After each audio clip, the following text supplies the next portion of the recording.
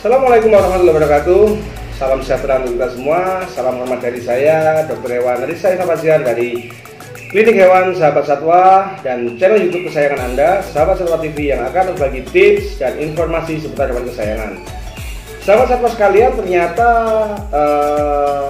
mencapai hidup sehat pada anjing dan kucing itu tidak terlalu rumit, asalkan kita bisa melakukan 5 hal.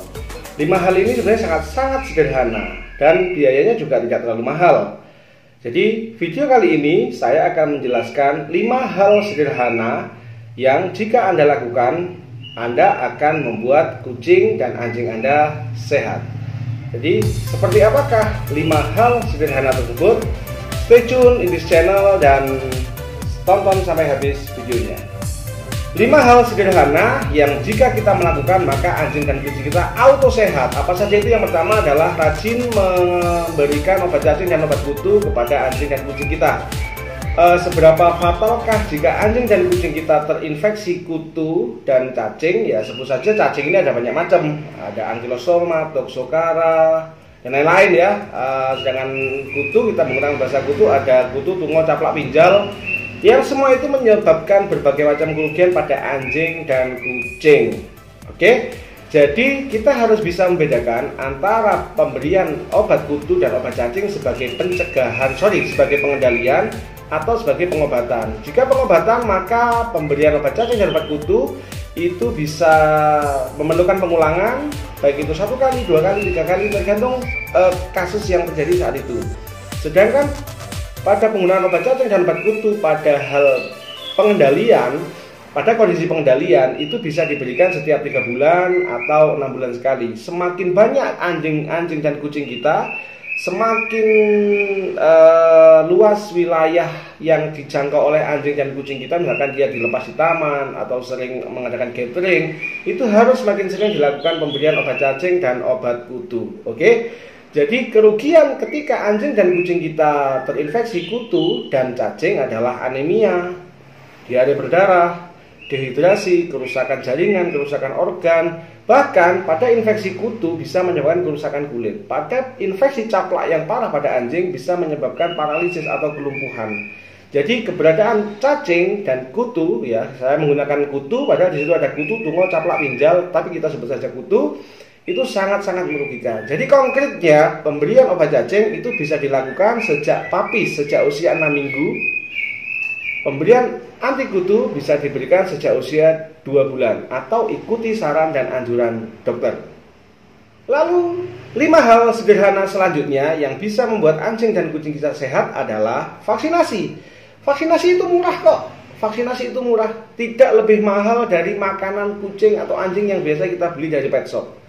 Dan anjing dan kucing kita divaksin tidak setiap bulan, tidak setiap hari, tidak setiap minggu. Tetapi ada aturannya. Mulai dari usia sebut saja 8 minggu, diulang 12 minggu, diulang 14 minggu, selanjutnya annual 1 tahun sekali. Jadi konsep mencegah lebih baik daripada mengobati sangat tepat. Karena ada penyakit-penyakit yang bukan hanya sulit disembuhkan, tetapi seperti distemper, itu akan menjadi penyakit abadi. Distemper pada anjing itu akan menjadi penyakit abadi. Artinya dia bisa hidup tanpa inang selama bertahun-tahun. Distemper pada anjing bisa stay dalam tanah bertahun-tahun tanpa adanya anjing dan kucing di sana, anjing khususnya. Sedangkan virus panleukopenia dia bisa stay di lingkungan yang tepat lebih dari 1 tahun tanpa adanya kucing. Bayangkan, anjing dan kucing kita mungkin sudah mati atau mungkin sudah sembuh dari infeksi distemper, tetapi virus itu stay di rumah kita. Yang distemper itu bisa beberapa tahun, sedangkan yang panleukopenia bisa lebih dari 1 tahun. Jadi konkretnya ikuti saran dan anjuran dokter untuk vaksinasi, ya, mulai dari usia 8 minggu, 12 minggu, 16 minggu, dan selanjutnya 1 tahun sekali, atau pemberian vaksinasi tergantung pola kehidupan anjing dan kucing kita. Sedangkan yang ketiga adalah pemberian nutrisi yang tepat. Jangan asal-asalan, karena pupis, adult, senior, baby cat, kondisi pregnant, kondisi menyusui memiliki nutrisi atau memiliki kebutuhan nutrisi yang berbeda. Jangan digebiah uyah, jangan dianggap sama. Itu yang pertama.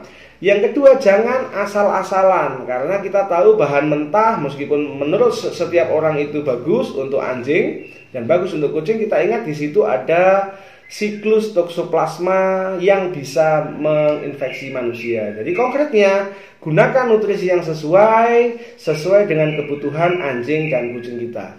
Lalu yang keempat adalah pola hidup yang terkontrol. Pola hidup yang terkontrol sebenarnya sederhana. Jangan melakukan pembiaran, segera konsultasikan dengan dokter. Dan yang ketiga, jangan abai. Abai itu artinya kita mengabaikan keberadaan anjing dan kucing kita. Anjing kita lepas akhirnya keracunan, kucing kita lepas akhirnya tertabrak, akhirnya berantem. Dan ini akan memicu munculnya masalah ataupun masalah kesehatan, maksudnya gini. Anjing yang dilepas bisa diracun, kucing yang dilepas bisa keracunan, bisa tertular virus dan lain-lain, bisa pulang bawa kutu. Ya, artinya terkontrol ini. Jadi jangan melakukan pengabaian. Jika muncul garo-garo, segera konsultasi. Jika mulai murung, segera konsultasi, supaya tidak terjadi kondisi yang fatal. Oke, lalu yang kelima, hal sederhana yang kelima yang bisa membuat anjing kucing kita sehat adalah jangan menggunakan obat sembarangan atau berbijaksanalah dalam menggunakan obat. Kenapa? Karena tidak jarang sekarang smartphone ya, kita ada keluhan tidak memakan, muntah, browsing ya. Kalau tidak semua gejala klinis ini obatnya sama seperti yang di-share oleh teman-teman kita di grup, di komunitas, di WhatsApp, di Facebook. Jadi hal yang terbaik adalah bijaksana dalam menggunakan obat. Kucing tidak boleh makan paracetamol, tidak boleh menggunakan ibuprofen yang terlalu berlebihan. Begitupun anjing. Jadi konkretnya berbijaksanalah dalam menggunakan obat, karena tidak semua human drugs atau obat yang digunakan untuk manusia itu bisa digunakan untuk anjing dan kucing. Oke, sahabat satwa yang belum like silahkan like, yang belum komen atau ada pertanyaan silahkan komen di kolom komentar ya. Jika Anda ingin ada pertanyaan silakan tulis di kolom komentar, dan jika video ini dirasa bermanfaat silakan like dan subscribe serta share video ini sebanyak-banyaknya.